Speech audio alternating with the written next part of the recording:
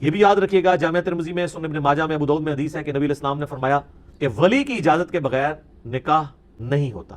دوسری حدیث ہے ترمذی اور ابن ماجہ میں کہ وہ نکاح باطل ہے، باطل ہے، باطل ہے جس میں ولی کی اجازت شامل نہ ہو۔ اور صحیح بخاری میں حدیث ہے، نبی علیہ السلام فرمایا کہ جو بیوہ عورت ہے وہ اپنے ولی سے زیادہ حقدار ہے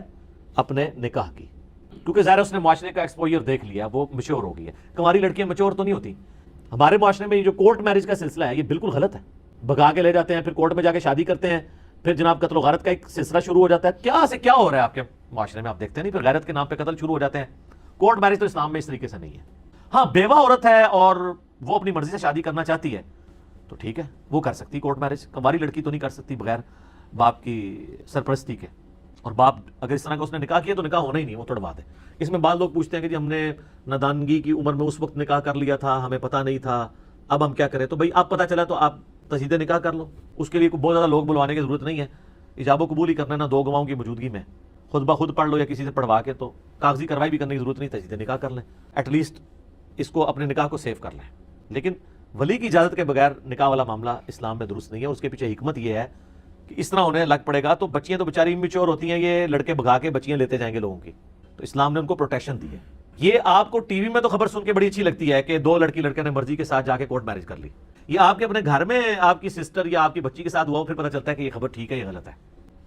اور الٹا لوگ وہ پریس کانفرنسز کر رہے ہوتے ہیں، لوگ ان پہ ترس کھا رہے ہوتے ہیں، دیکھیں جی مرضی کی شادی نہیں کرنے دے رہے۔ جس باپ نے اتنی محنت سے پالا ہے اس کی عزت خاک میں ملا کے وہ بھاگ گئی ہے۔ باقی یہ معاملہ اس میں جو یہ پلی لیتے ہیں نا کہ وہ ایک کوئی 60 سال کے بابے کے ساتھ رشتہ کرنے لگا تھا اس کا باپ، اس لیے وہ بھاگ گئی ہے، تو سر وہ تو اس کو بھاگنے کی ضرورت نہیں ہے، وہ انکار کر دے۔ مجھے بتائیں اس کا انکار کرنا اس کے باپ کے لیے بڑا جرم ہے یا اس کا بھاگ جانا بڑا جرم ہے؟ تو اس سے بہتر چھوٹا جرم کر لے، انکار کر لے، جان چھڑا لے۔ ایون اگر باپ نے کر بھی دی ہے کاغذی کارروائی، پھر بھی بعد میں وہ تنسیخ نکاح خود کر سکتی ہے اس کی مرضی سے اگر نہیں ہوا۔ تو جب اسلام نے یہ اجازت دی ہے، اور اس میں ماں باپ کو بھی تھوڑی ہوش کرنی چاہیے، یہ جو مطلب غنڈہ گردی کرتے ہیں اولاد کے ساتھ یہ بھی غلط ہے۔ زبردستی کا رشتہ نہیں کرنا چاہیے، نہ بچوں کا نہ بچیوں کا، ان کی مرضی کے ساتھ کریں۔ آپ زبردستی کریں گے تو نبھے گی تو کوئی نہیں، الٹا دو خاندان برباد ہو جائیں گے۔ یہاں پہ کیا ہوتی ہے، ماں کہتی ہے جی میں نے جو ہے جی اپنی بھانجی لے کے آنی ہے گھر،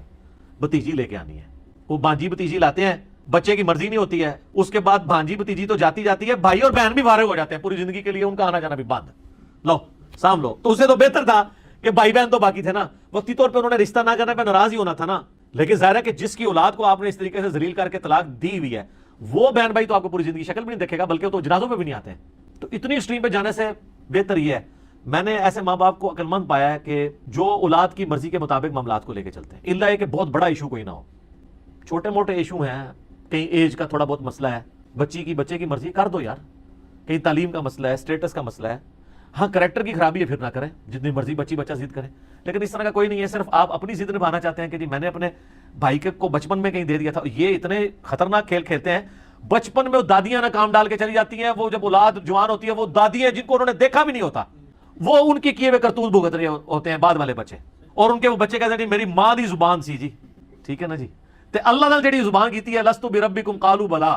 ہماری روح نے جو اللہ سے عہد کیا اس کی کوئی پاسداری نہیں، کلمے کی کوئی پاسداری نہیں، محمد رسول اللہ کا کوئی شرم و حیا نہیں ہے صلی اللہ علیہ وآلہ وسلم، ان کے یعنی مخالفت پہ اترے ہوئے ہیں۔ حیا تو نبی صلی اللہ علیہ وآلہ وسلم سے کرنی چاہیے تھی نا، وہ حیا نہیں ہے، تو وہ پرانے اس طرح کے معاملات جو ہے نا یہ بالکل کوئی، یہ جو بوڑھیاں نے بہت خطرناک ہے، بچپن میں وہ دماغ میں ڈالتی رہتی ہیں اور بعض اوقات منگنیاں کروا دیتی ہیں، نہ بھی زبانی انہوں نے اتنی مضبوط منگنی کروائی ہوتی ہے کہ وہ پھر منہ رکھنے کے لیے نا وہ کرنا پڑ جاتا ہے، اور رشتے نبھتے کوئی نہیں ہے۔ یہ ساری کی ساری چیزیں دیکھنے کی ضرورت ہے، یہ بڑی سخت زیادتی ہے کہ آپ اس طرح کے زبردستی کے رشتے کریں، اسلام میں اس کی کوئی اجازت نہیں ہے۔